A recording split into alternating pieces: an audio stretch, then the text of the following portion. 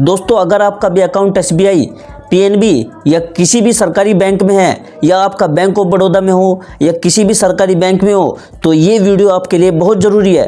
क्योंकि दोस्तों सरकार एक ऐसा बड़ा कदम उठाने जा रही है जो पूरे बैंकिंग सेक्टर को हिला सकता है। जी हाँ दोस्तों, 4 सरकारी बैंकों का एसबीआई, पीएनबी के साथ एक बहुत बड़ा विलय होने वाला है, यानी मर्जर होने वाला है। अब सवाल ये है दोस्तों, क्या आपका बैंक अकाउंट बंद हो जाएगा? क्या दोस्तों आपको आईएफएससी कोड बदलना पड़ेगा? और क्या आपका पैसा सुरक्षित रहेगा? तो चलिए दोस्तों, आज की इस वीडियो में पूरे विस्तार से जानेंगे कि किन बैंकों का विलय होने वाला है। अगर आपका किसी भी बैंक में खाता है तो आप पर इन नियमों का क्या असर होगा, तो इस वीडियो का एंड तक देखेगा। अगर आपने ये वीडियो पूरी नहीं देखी तो आपको एक बहुत बड़ा नुकसान हो सकता है, तो इस वीडियो को ध्यान से देख लेना अगर आपका किसी भी सरकारी बैंक में खाता है तो। ठीक है, तो चलिए शुरू करते हैं। दोस्तों अगर आपको याद हो, 2019 में सरकार ने 10 बैंकों को मिलाकर 4 बड़े बैंक बना दिए थे। उस वक्त कहा गया था कि इससे बैंकिंग व्यवस्था और मजबूत होगी, इससे खर्च कम होंगे और ग्राहकों को बेहतर सेवाएं मिलेंगी। दोस्तों अब सरकार 2025 में एक और बहुत बड़ा मर्जर प्लान बना रही है। इस बार दोस्तों 4 सरकारी बैंकों को एसबीआई और पीएनबी जैसे बड़े बैंकों में एक साथ जोड़ा जाएगा। दोस्तों इन नियमों का मकसद है देश में कम से कम लेकिन मजबूत सरकारी बैंक हो और जो अंतर्राष्ट्रीय स्तर पर भी मुकाबला कर सके। तो दोस्तों कौन कौन से बैंक होंगे मर्ज? अब देखो दोस्तों, एक रिपोर्ट्स के मुताबिक जिन बैंकों को मर्ज किया जा सकता है उनमें कुछ बैंक शामिल है, जैसे bank of Maharashtra, UCO bank, Indian overseas bank और सेंट्रल बैंक ऑफ इंडिया।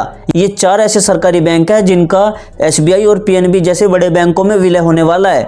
इनमें से 2 बैंकों को तो एसबीआई के साथ जोड़ा जाएगा और बाकी 2 बैंकों को पंजाब नेशनल बैंक के साथ जोड़ा जाएगा। दोस्तों अगर ऐसा हुआ ना तो ये भारत के बैंकिंग इतिहास का सबसे बड़ा मर्जर होगा। दोस्तों सवाल ये आता है कि सरकार इन बैंकों का विलय क्यों कर रही है? असल में दोस्तों सरकार चाहती है कि भारत में कुछ ही बड़े बैंक हो जो दुनिया के टॉप बैंकों से टक्कर ले सके। छोटे छोटे बैंक अलग अलग चलाने से फैसले लेने में देरी होती है, खर्चा बढ़ता है इससे और सिस्टम कमजोर होता है। दोस्तों जब इन बैंकों का विलय हो जाएगा ना तो इनसे बैंकिंग सिस्टम मजबूत बनेगा, फास्ट सर्विस मिलेगी और बैंकिंग सेवाएं आधुनिक बनेगी। दोस्तों अगर ये 4 बैंक इन 2 बैंकों में मिल जाते हैं तो ग्राहकों का इन पर क्या असर होगा? क्योंकि दोस्तों जो भी सरकार कोई नया फैसला लेती है तो उनका असर ग्राहकों पर ही पड़ता है। दोस्तों अगर आपका बैंक मर्ज होने जा रहा है किसी भी बैंक में तो सबसे पहले आपको घबराने की जरूरत नहीं है, क्योंकि दोस्तों आपका पैसा पूरी तरह सुरक्षित रहेगा। लेकिन कुछ बदलाव जरूर होंगे, जैसे आपके बैंक का नाम बदल जाएगा, आपका जो आईएफएससी कोड होता है वो बदल सकता है, आपका जो पासबुक होती है यानी जो आपकी बैंक खाते की किताब होती है, पासबुक होती है, उसका डिजाइन बदल सकता है। लेकिन दोस्तों जब बैंक ये बदलाव करेगा तो बैंक इसकी सूचना अपने सभी ग्राहकों को देगा और आपको टाइम भी मिलेगा इनमें बदलाव करवाने का। ठीक है, देखो दोस्तों कुछ लोगों के माइंड में ये भी सवाल आ रहा होगा कि जब इन बैंकों का विलय हो जाएगा तो क्या बैंकिंग सेवाएं ठप रहेगी? नहीं दोस्तों, जैसे इन बैंकों का विलय होता है ना तो आपका एटीएम कार्ड भी चलता रहेगा, नेट बैंकिंग भी आपकी चलती रहेगी और यूपीआई जैसी सर्विस दोस्तों चलती रहेगी, उनमें कोई रुकावट नहीं होगी। तो आपको कोई भी टेंशन लेने की जरूरत नहीं है। दोस्तों अगर आपका जिस बैंक में खाता है अगर उस बैंक का विलय होता है तो आपको कोई भी टेंशन लेने की जरूरत नहीं है, आपकी सारी बैंकिंग सर्विस चलती रहेगी, आपको कोई दिक्कत नहीं होगी। दोस्तों अब बात करेंगे कि बैंकिंग कर्मचारियों पर इन नियमों का क्या असर होगा। देखिए दोस्तों अगर आप बैंक कर्मचारी है तो सबसे पहले आपको ये नियम जरूर जानने चाहिए कि आप पर क्या असर होगा इन नियमों का। ठीक है, देखो दोस्तों जब बैंक मर्ज होते हैं ना तो स्टाफ पर भी इसका असर पड़ता है, क्योंकि दोस्तों जब बैंक शाखाएं होती है, ब्रांचेस होती है, वे आपस में मिलाई जाती है और काम का बंटवारा बदला जाता है। लेकिन दोस्तों सरकार ने साफ कह दिया है कि नौकरी किसी की नहीं जाएगी, बल्कि कर्मचारियों को नए अवसर मिलेंगे, ट्रेनिंग दी जाएगी ताकि वे बड़े बैंकिंग सिस्टम में एडजस्ट हो सके। ठीक है, देखिए दोस्तों जब इन बैंकों का विलय हो जाएगा ना तो बैंक की पूंजी और जो बैंक लोन देती है उसकी और कैपेसिटी बढ़ेगी, यानी और ज्यादा लोन दे सकेगी। इंटरनेशनल लेवल पर भारतीय बैंकों की साख बढ़ेगी अगर ये मर्ज होता है तो। ठीक है, और डिजिटल बैंकिंग और लोन अप्रूवल तेज होगा, यानी जैसे आप लोन के लिए अप्लाई करते हो ना तो जहां आपका 2 दिन में काम होता था वहां आपका घंटों में काम हो जाएगा। इसके साथ साथ दोस्तों ग्राहकों को एक ही छत के नीचे ज्यादा सेवाएं मिलेगी, यानी कि आने वाले समय में बैंकिंग और भी स्मार्ट, फास्ट और आसान हो जाएगी। दोस्तों जब ये बैंकों का विलय हो जाएगा तो इनका नुकसान क्या क्या होगा? देखिए दोस्तों हर सिक्के के 2 पहलू होते हैं, फायदे भी होते हैं और नुकसान भी होते हैं। देखिए जो कुछ एक्सपर्ट्स हैं उनका कहना है कि जब बैंक मर्ज कर रहे होंगे ना तो ग्राहकों को थोड़ी परेशानी हो सकती है। सिस्टम अपग्रेड होगा तो उसमें टाइम लगेगा, तो आपकी बैंकिंग सिस्टम थोड़ी बहुत स्लो हो सकती है या पेंडिंग में जा सकती है कुछ सुविधाएं। और दोस्तों कुछ ब्रांचेस एक दूसरे में भी मिलेगी और उसमें थोड़ा बहुत समय लग सकता है। पर दोस्तों जब इन बैंकों का विलय हो जाएगा ना तो भारत के बैंकिंग सिस्टम और मजबूत बन जाएगा। दोस्तों अगर आपका बैंक इस लिस्ट में आता है जो मैंने 4 बैंक बताए थे, तो इन बातों का आपको कुछ ध्यान रखना होगा, जैसे कि बैंक की वेबसाइट और SMS नोटिफिकेशन चेक करते रहो। किसी भी कॉल या लिंक पर भरोसा ना करें जो मर्जर अपडेट के नाम पर आपकी जानकारी मांगे, ठीक है। IFSC कोड बदले तो सभी ऑटोमेट अपडेट करें। तो दोस्तों अब टाइम है बोनस टिप्स का। अगर आपका किसी भी बैंक में खाता है तो ये टिप्स आपके बहुत काम आएंगे। देखिए दोस्तों, अपनी पासबुक और IFSC कोड जरूर चेक करें अगर आपका बैंक मर्जर लिस्ट में है, ठीक है, क्योंकि दोस्तों अगले कुछ महीनों में आपका IFSC कोड या बैंक का नाम बदल सकता है। जब भी दोस्तों आपको नया IFSC कोड मिल जाए तो आपको क्या करना है, अपने सभी ऑटो पेमेंट्स जैसे PF अकाउंट हो गया, इंश्योरेंस हो गया या EMI हो गई, उसमें अपडेट कर ले।